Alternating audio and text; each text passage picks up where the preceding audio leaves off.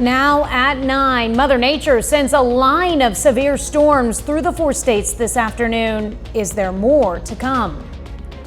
Half a dozen tornadoes ripped through Oklahoma this weekend, with more potential storms on the way. I'm Caroline Shively in Washington. I'll have that story coming up. Plus, what 4-staters need to know before they head to the polls tomorrow. The 4 states' most watched news starts now.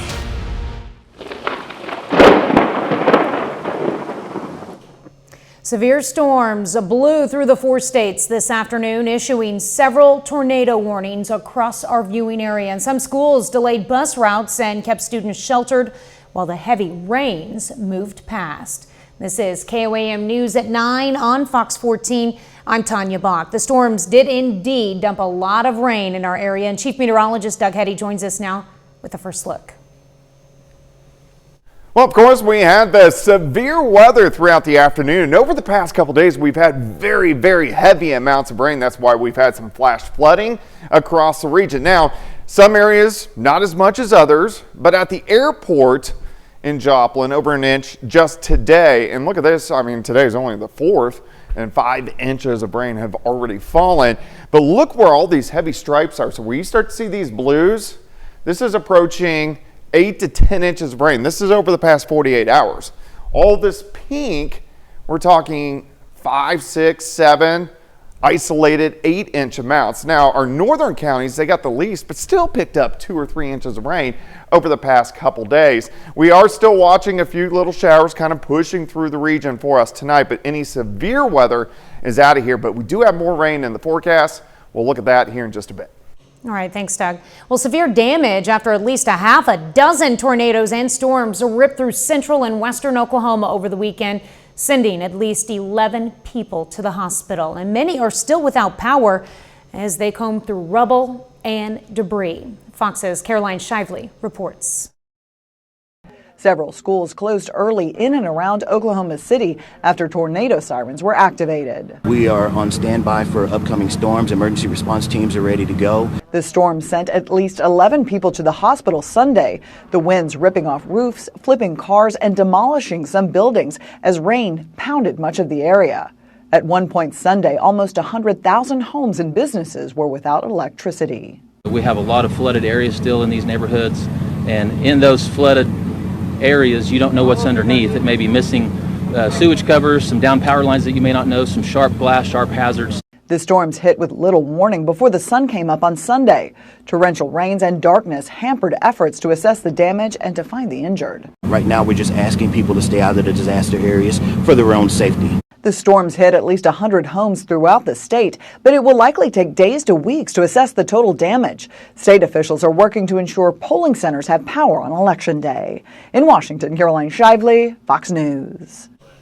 Missouri Southern's Plaster Center played host for a public hearing tonight for a potential rate increase for Missouri American water customers. Overall, Missouri American seeks to increase its water and sewer revenues by a little over 34%. Now, one customer speaking at tonight's meeting says this latest request comes too soon after watching his monthly bill jump $18 just last year. The Missouri Public Service Commission says hearing input like that is important. It is critical that we hear from the public because frequently in these sessions, the public will point out issues for billing or for service or other things that should be a part of the public record.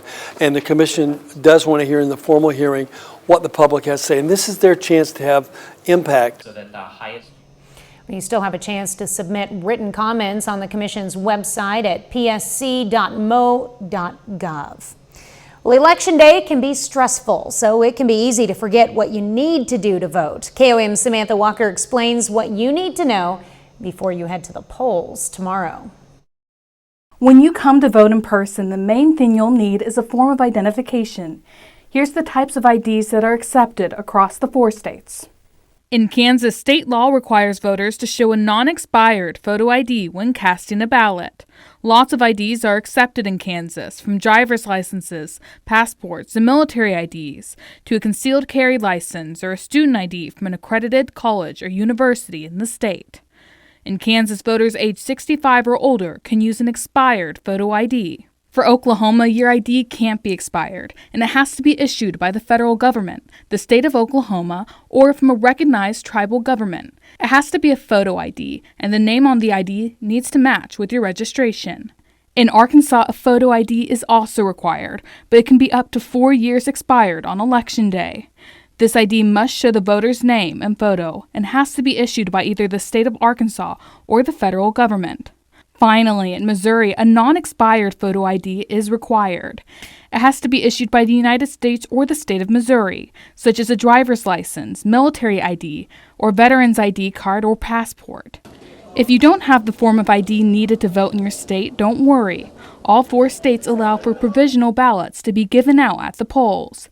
After being filled out, those provisional ballots are put in a special envelope rather than the ballot box. When polls close, the registration status of those voters is determined, and if officially registered, the votes are cast. This election season, we've helped show you the candidates and issues you'll see on your ballot. To find more of those stories and other election resources, you can visit our website, koamnewsnow.com/elections. Well, later in the show, we'll have more details on what you need to know about electioneering rules before you head to the polls. Coming up, a race to the finish. Well, these are the closing arguments. Former President Trump and Vice President Kamala Harris making some final stops today ahead of Election Day. I'm Doug Luzader in West Palm Beach, Florida. We'll have more on the race coming up. But first, how a Carthage dentist is paying kids to keep their teeth healthy and supporting troops overseas at the same time. If you're looking for a sweet way to protect your teeth while supporting our brave soldiers, we've got the perfect solution for you. Carthage Pediatric Dental is inviting you to donate your unopened candy. Now, this candy will be sent to soldiers overseas. And here's the best part. For every pound of candy you donate, you'll earn a whole $1. KOAM's Lonnie Walton has the story. Sugary things is one of the main causes of cavities in kids, and we know a lot of kids end up missing school because of toothache. Dr. Stuart Mager is a dentist at Carthage Pediatric Dental. He says candy after the holidays are expected, but certain ones give even him a headache. If I were to say, it just seems to be the sticky gummy candies that are the worst. If I had to choose a candy that I prefer all kids eat, it'd be chocolate. That's why he wants kids to bring that leftover candy to him so it can be donated to our men and women in uniform. That way, soldiers get candy and kids get money. Have them come on down here. We'll buy back the candy from them so they can get some cash, some money. They can enjoy buying something different than getting candy. Lakeisha Russell is a dental assistant. She's excited about the candy buyback program. She says it hits home for her. My husband is a Marine Corps vet, so the military is, very, very near and dear to my heart. Although Dr. Marger believes in having candy around special occasions, there's also a time to let it go. And for Russell, she believes the same, just not for her husband. I hope not, no.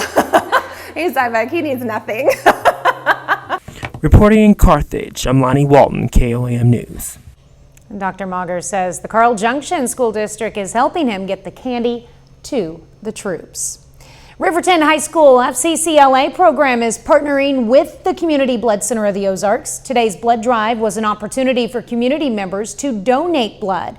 Not only does the blood drive help fill community blood banks, but it also helps provide scholarships for FCCLA members. Giving blood, yes, it can be very frightening, but honestly, it's just really heartwarming, and knowing that now we have a program where if you give your phone number, sometimes the person who receives your blood can text you and give you a thank you letter and let you know that you did save their life, and so that's just really good. Riverton schools will host another blood drive on March 10th. Doug is next with a complete look at your forecast, and later a look at our performance of the week winner. Brock Baldridge brings us that story and more in sports. Cornell Arts and Entertainment Complex, home of Connecta Culture and Spivus Center for the Arts.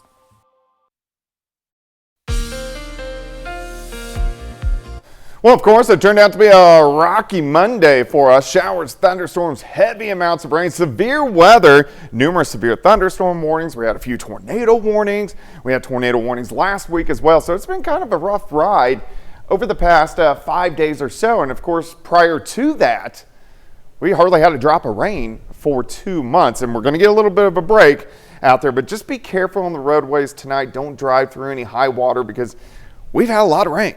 Over the past 48 hours, on average, most of us are 5 to 7 inches, but there's pockets where you see these blues where it's pushing 10 inches of rain. So we need to dry out just a little bit as we go through the next couple days. This whole storm system wrapping up all the big storms heading east of the region, and we will slowly start to dry out as we go through the rest of the night into tomorrow. Now, still heavy rain over towards Springfield, but most of us a 1/10, maybe 2/10 of an additional inches of rain as we go through the overnight hours. Hit and miss little showers. Let me stop at 7 a.m. Of course, Tuesday is Election Tuesday. A lot of clouds, a few spotty showers out there as we go through the morning hours. Temperatures cooler. We're going to be sitting near 60 by noon with a little bit of sunshine. Might pop to 62 during the afternoon, but a much calmer day compared to what we saw today. Let's go into Tuesday night. Temps drop back low to mid 40s, so kind of cool. And then Wednesday, we get southerly wind, which returns. We pop back up into the mid to upper 60s. So Wednesday overall is looking pretty good. Here's your day planner, 59 in the morning, and then we kind of hang near 60 all day. Again, there's going to be a random shower or two, but for Election Tuesday, if you're getting out heading to the polls, it looks overall pretty dry. High temps kind of 60 to about 62 degrees. All right, so let's go down the road. This storm system kicks out, but look at this. We reload. Another big system drops in to the southwestern parts of the United States later on this week. Now, the main jet is way up here into Canada, so it's not going to have a whole bunch of dynamics. So most likely, it's not going to produce severe weather, but we'll most likely get some showers and thunderstorms with it. So it pushes by. We're also going to be watching the tropics because the system is going to try to get into the Gulf of Mexico. And then this whole system will pass right on by Sunday. And then we'll get a few days of a break. And then look at this. Another storm system drops in. That system will affect us by the middle part of next week. So we stay fairly active. Let's look at our next chances for rain. Moving in Thursday night, showers, thunderstorms spreading into the region. Could see some moderate amounts of rain, periods of showers and thunderstorms throughout the day on Friday. And then we get on the backside of the system and just lighter showers moving through as we go into Saturday. But more rain is going to be moving in. All right, Tuesday, 60 degrees, 62-ish, few random showers, mostly cloudy. 67 on Wednesday, 69 on Thursday. Rain chances back in Friday and Saturday, but Sunday overall is looking pretty good. All right, I'm looking forward to Sunday then. Thanks, Doug. Well, coming up, an all-time low. A new report suggests it's still difficult for first-time homebuyers to close a deal. I'm Jerry Willis with Fox Business. The details coming up. Pittsburgh's Meals on Wheels. Volunteer drivers needed. Stay safe online. Learn more at CISA.gov/Secure Our World. A new report shows the number of first-time home buyers shrinking to an all-time low. Fox Business Network's Jerry Willis has the details. A new study showing just how much a pricey housing market is punishing first-time home buyers. According to the National Association of Realtors' 2024 profile of home buyers and sellers, just 24% of buyers in the housing market purchased their first home. That's the lowest level since the NAR first conducted the survey back in 1981. Typically, first-time buyers are about 40% of the market. So for first-time home buyers today, it's an incredibly difficult market. There's very limited affordable housing inventory. We know that high rents, student loan debt, car loans, credit cards, everything's keeping these buyers from being able to save for a down payment and then find that perfect home. Unfortunately, because they're older, we know that that means a loss of housing equity over a significant time frame now. The report paints a picture of a home buying market that is graying, getting wealthier, and increasingly paying in cash. The The average age of buyers, 56 years, up from 49 last year. First-time buyers were 38 on average, up from 36 in last year's survey. Repeat buyers were 61. The proportion of purchases made with cash hit a record high of 26% in the survey period, July 2023 to June 2024. First-time buyers had a median household income of $97,000, up from $95,900 the prior year, and an increase of $26,000 in the last 2 years. Repeat buyers, meanwhile, had a median income of $114,000. Also setting a new high, the proportion of buyers purchasing a home for multiple generations. The top reasons cited were cost savings to take care of aging parents, and children over the age of 18 moving back home, and children over the age of 18 who never left home. Though starting a family is typically cited as a reason for buying a home, only 17% of buyers had children who were still living with their parents. In New York, Jerry Willis, Fox Business. Well, after the break, we look at the science behind the fall season's changing leaves. Grow your business and partner with KOAM Marketing. With over one entertainment destination. Must be 21 or older to attend. Entertainment schedule is subject to change. Closed captioning is brought to you by AutoInjury.com and the law offices of Aaron Sachs and Associates, committed to community service.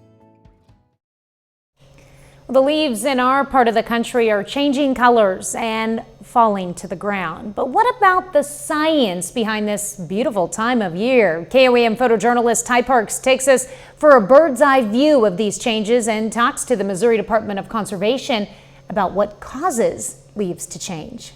Here in southern Missouri, we're entering the peak of fall color right now. Usually it's late October, early November, so that's now. You know, it seems like some years it has been later. That peak fall color has been in early November, but this year it seems like it was a little bit more traditionally like the last part of October. So whatever's happened in the past, the main deal is now, this year, now it looks to be the peak of fall color, so now is the time to get out and enjoy it. From the science side of it, fall color, the leaf drop, is okay. You ask, there's two. First, I'll get the leaf drop, and then it's fall color. Leaf drop is something that trees need to do every year to sustain what they need to complete their lives, their annual cycles, and that's the leaves. The leaves absorb moisture, they absorb, you know, all kinds, the oxygen, they absorb carbon dioxide. Trees need leaves for their annual life cycle. But throughout the course of the year, because of wind and rain and weather, those leaves get worn out. Think about if you wore the same pair of pants, think about if you wore the same clothes every year, never changed them. Those clothes would get worn out. Same thing happens with the leaves. What starts out at a broad surface to collect moisture and whatever else those leaves need to collect, by the end of the year, they're tattered, they're torn, they need to be gone. So what happens from the tree side is they drop those leaves.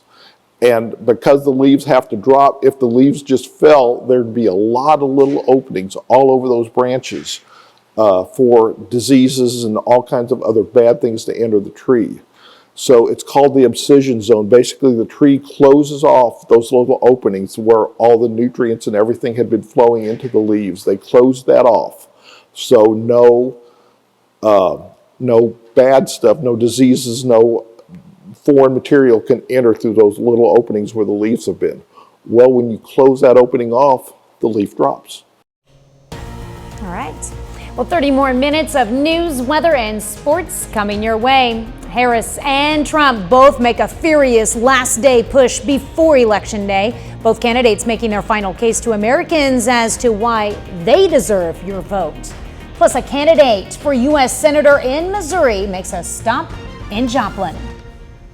The Big Bang Theory, tonight at 10:30, right here on Fox 14. It's the pre-Black Friday sale at Furniture Row, and that means the more you buy, the more you save. Save $100 on every $1,000 you spend, or score 60 months no interest, Improving the sleeping lives of millions, one night at a time. And during the pre-Black Friday sale, save $100 on every $1,000 you spend, or get 60 months no interest and free shipping. Denver Mattress, the easiest way to get the right mattress. You're watching the 4 States Most Watched News. This is KOAM News at 9 on Fox 14. I'm Tanya Bach. The Trump and Harris campaigns wrap up today, making their last appeal to voters before they head to the polls tomorrow. Fox News correspondent Doug Luzader is in West Palm Beach with the latest. Former President Trump holding 4 rallies across 3 swing states today, making his first stop in North Carolina. This is really the end of a journey, but a new one will be starting. Trump and Harris putting a heavy focus on Pennsylvania, seeing it as a must-win state with its 19 electoral votes. It's ours to lose. If we get everybody out and vote, there's not a thing they can do. After an unpredictable and historic presidential race, the latest New York Times Siena College poll shows the contest neck and neck going into Election Day. We know it is time for a new generation of leadership in America. The race is not yet over, and we need to finish strong. With just 1 day to go, some voters are still undecided, making these final stops on the campaign trail crucial. To be honest with you, I'm still weighing it. I know. I'm still weighing it. I know my mind wants to do one thing, my heart wants to do another thing. Meanwhile, several states are breaking early voting records, with more than 77 million already casting their votes. That's almost half of the total number of people who voted in 2020. Well, that was Doug Luzader reporting. Vice President Kamala Harris will wrap up her campaign in Philadelphia tonight, and former President Trump wraps his up in Michigan before heading back to Florida. Now, Missouri wants a judge to ban the Justice Department from sending federal poll monitors to voting locations in the state for tomorrow's election. Lawsuit calls the Justice Department's decision to place poll watchers in St. Louis arbitrary. But officials with the DOJ say these monitors are needed to make sure federal voting rights are complied with on Election Day. Up until 2013, the federal government had the right to place election observers at any polling place. But since then, a Supreme Court ruling has restricted the department from placing watchers without permission. The DOJ plans to send monitors to 27 states tomorrow. Well, a candidate for U.S. Senate made his final push to voters in Southwest Missouri today. Lucas Kuntz visited the Mini Hackney Community Service Center in Joplin, less than 24 hours ahead of tomorrow's election. The Senate hopeful talked about community, neighborhood outreach, and the importance of voting. And so for me, this campaign is about everyday folks. It's about not taking money from corporate PACs. I don't take any, nothing from federal lobbyists, nothing from big pharma executives. And so in order to meet everybody, I don't have the zillionaires funding super PACs or anything. So I got to go out, meet everyday Missourians and talk to them. And so that's what we're doing today. It's what we're doing every single day. Lucas Kuntz is a 13-year Marine veteran who is running against current Senator Josh Hawley. Well, Election Day can be stressful, so it can be easy to forget what you can and can't do at the polls. KOAM's Samantha Walker explains what voters should keep in mind when they go to cast their ballots. Millions of people will be heading to their polling precinct to cast their ballots. We've already seen long lines of people ready to vote throughout the early voting period, and election officials say you should expect to see polls packed once again. Here's everything you need to know before you head out to vote.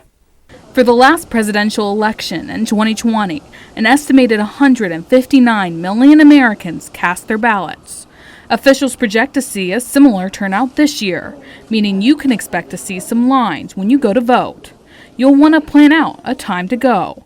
There will be times when polls are busier than others, such as before and after people go to work or around lunchtime. And remember, if you're in line when polls close, stay in line. You still have the right to vote. Another thing election officials want voters to keep in mind are the laws surrounding electioneering. Electioneering is the process by which someone tries to convince voters to cast their ballots for or against particular candidates, parties, or issues.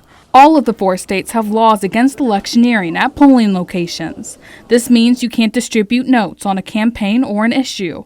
You can't solicit signatures for a petition, and in most states you also can't have signs, buttons, or wear anything displaying a candidate's name, likeness, or logo, or displaying a ballot measure's number, title, subject, or logo. For example, you shouldn't wear a t-shirt or hat supporting or going against a specific candidate when you go to the polls. In Kansas, electioneering isn't allowed within 250 feet of a polling place. In Oklahoma, it's 300 feet. In Arkansas, it's 100 feet. In Missouri, electioneering isn't allowed within 25 feet of a poll's entrance. This election season, we've helped show you the candidates and issues you'll see on your ballot. To find more of those stories and other election resources, you can visit our website, koamnewsnow.com/elections. Well, Doug is next with a complete look at your forecast and of climate change. In the wake of deadly recent flooding events around the U.S. and the world, scientists warn of even more destruction in the future. Look, here's a phone center for the arts.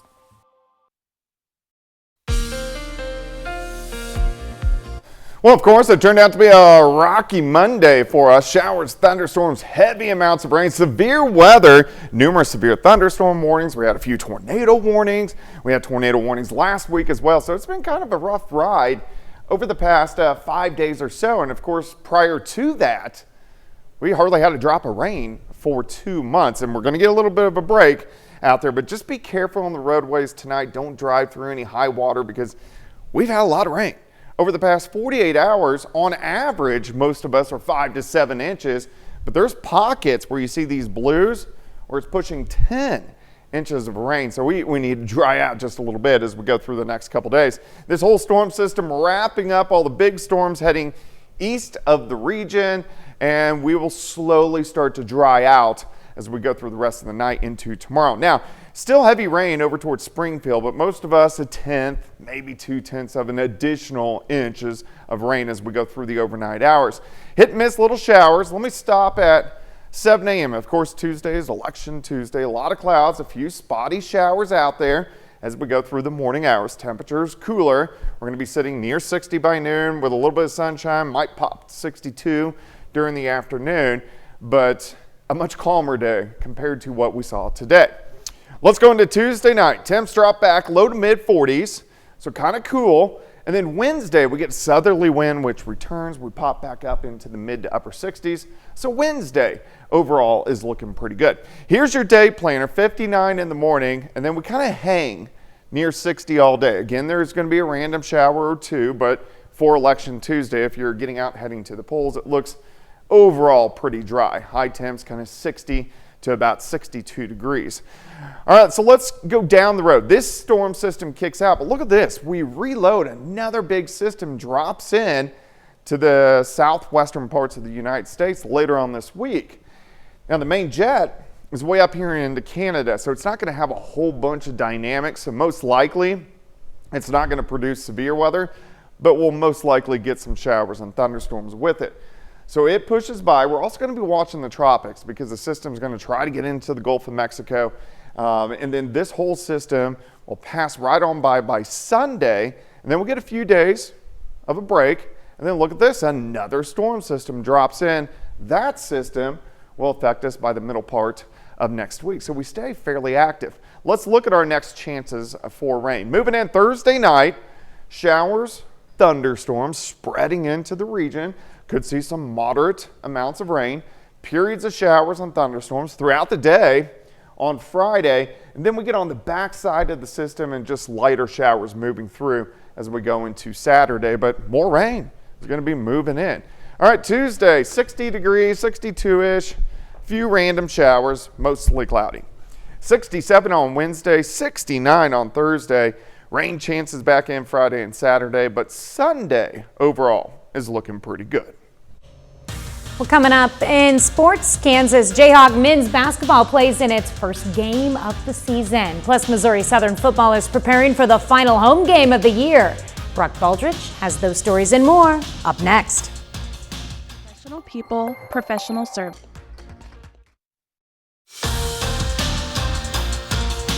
Well, it's been almost a couple of weeks since the Missouri Southern Lions last played in a football game. The Lions wrapped up a much-needed bye week as they head into their final home game of the season. It's been a year where the Lions have not been anticipating much at all. Missouri Southern is still looking for their first conference win of the season. However, the good news is Missouri Southern still has a couple of shots left. This week, the Lions host Nebraska Kearney on Senior Day. Head coach Atiba Bradley spoke about this week's game. If you come to games, if you watch the MIAA, it's a physical league. It's a league that takes a toll on you week in and week out. And so to be able to take a week and give the guys that take the majority of the reps a little bit of rest is huge, especially when you're talking about some guys that have been in college football for 3, 4, 5 years. Their bodies are sore. We kind of have a lot to play for. We like playing for each other. We have had a lot of injuries, a lot of rotation, and I think that we've done a good job at whoever steps up. There hasn't really been much of a drop-off, and we've been able to keep the same standards that we've had from the start. Well, tonight marks the first day of the Division I men's college basketball season. The Kansas Jayhawks enter this year as the #1 ranked team in America. KU has a lot of expectations heading into this season. Tonight, the Howard Bison enter the Fog at Fallon Fieldhouse. Kansas gets a big win to start the year. The Jayhawks win the game 87-57. Zeke Mayo, the transfer from South Dakota State, scored 19 points with 4 rebounds in this one. Hunter Dickinson also had a big game. He added 16 points. KU will face North Carolina at home this Friday. Meanwhile, the Mizzou Tigers are also in action tonight. Missouri had a 10-point lead at halftime, but Memphis comes all the way back. Memphis wins the game 83-75. Anthony Robinson for Mizzou had a 16-point game for the Tigers in this one. MU will face Howard on Friday night. Well, both Oklahoma and Oklahoma State are also playing their first game tonight. Now, both games are still in progress, and both games are still in the second half. At last check, it's OU who leads Lindenwood 68-44. Oklahoma State leads Green Bay 70-51. Both games aren't quite final yet. Then the Oklahoma City Thunder are back on their home court. OKC looks to stay undefeated as they host the Orlando Magic. At last check, OKC leads this one 66-55. This game's still in the third quarter with a late start. Thunder if they can hold on to their lead, they will be well on their way to a 7-0 start.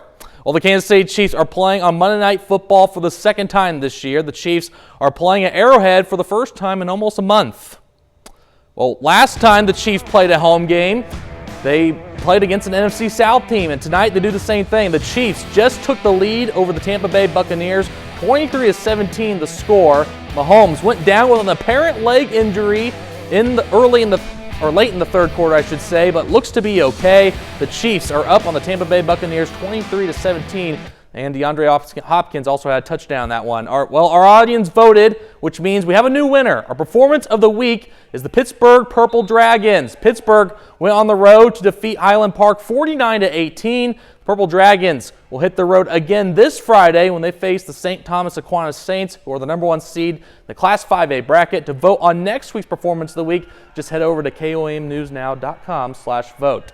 So it's amazing. Football season, it was here. It's almost over. I can't believe it. Okay, so Pittsburgh was an 8 seed playing a 9 seed, but now they've got to play a 1 seed. They were 9 seed playing 8 seed, and now they have to go play the 1. So they're going to if they can get the upset there, then they can do well on their way. It wasn't a big upset, but they got that upset. They got the upset. Got to get another one. They can do it again. Yeah. All right. We're back with more news after this.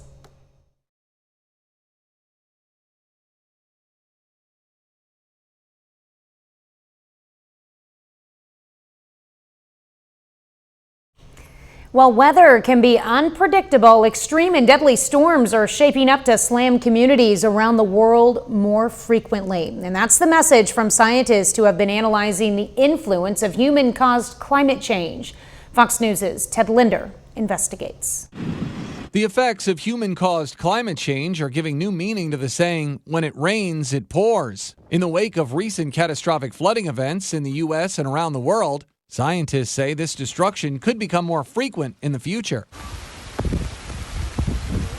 According to Andrew Winters of the University of Colorado Boulder, climate change is setting the stage for weather patterns like rainstorms to become more extreme. While the baseline patterns and processes are still the same to produce these extreme events, you're basically supercharging the environments that allow them to occur so that you can take a previous event that happened in a former climate and make it more likely or more dramatic than it might have been without human-caused climate change. These warnings come as eastern portions of Spain are still in critical condition. This after communities last week were pelted with about 1 year's worth of rain in just 8 hours. More than 200 people have been reported killed so far. Extraordinarily amounts of precipitation. Here in the States, recovery also continues across North Carolina communities decimated by Hurricane Helene, which also unleashed critical flooding.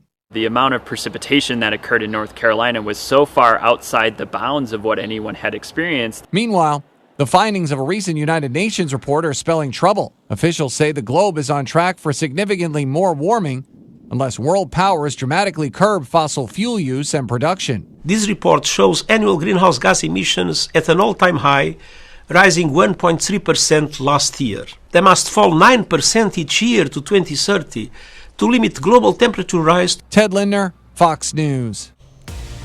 From M. Night Shyamalan's latest serial killer thriller, Trap, to Channing Tatum's psychological thriller, Blink Twice, we take a look at what's new in home entertainment after the break.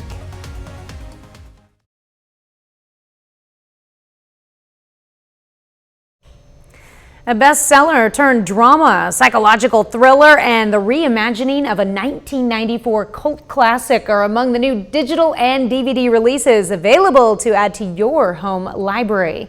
Fox's Anna Elopoulos runs down the list of what's new in home entertainment. We all have an idea of what love can be. It ends with Us tops this week's list of what's new in home entertainment. The bestseller turned drama, starring Blake Lively and director Justin Baldoni, follows a woman who, after overcoming a traumatic childhood, moves to Boston to start a new life and finds herself in an abusive marriage. This whole concert? It's a trap. M. Night Shyamalan's thriller Trap stars Josh Hartnett as a father and serial killer who, with his daughter, attends a concert designed as a trap to catch him. We're going to my island for a few days. Channing Tatum and Naomi Ackie star in Zoe Kravitz's directorial debut, Blink Twice. The psychological thriller follows a cocktail waitress invited by a tech billionaire to a private island vacation, which takes a turn when strange things start to happen. The soul cannot rest. Bill Skarsgård and FKA Twigs star in The Crow, about a man traversing the worlds of the living and the dead, seeking revenge on the killers who brutally murdered him and his soulmate. I don't want you to grow up to be like me. The crime thriller 1992, set against the LA riots after the Rodney King verdict, follows two fathers, one rebuilding a relationship with his son, while the other plots a dangerous heist. You got 10 days to whip these boys into shape. You Gotta Believe is based on a true story about an underdog team who make it to the 2002 Little League World Series after dedicating the season to a teammate's ailing father. But dreams don't always come true. The struggling dancer finds herself drawn into dark forces by a mysterious older couple promising her fame in the psychological thriller Apartment 7A. Let's take the fight to them.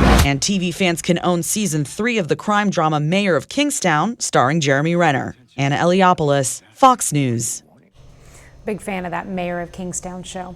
Well, that's our time for tonight. Thanks for joining us. We're going to leave you with video of newborn mini meerkats at the Melbourne Zoo in Australia. Have a great night and an even better tomorrow.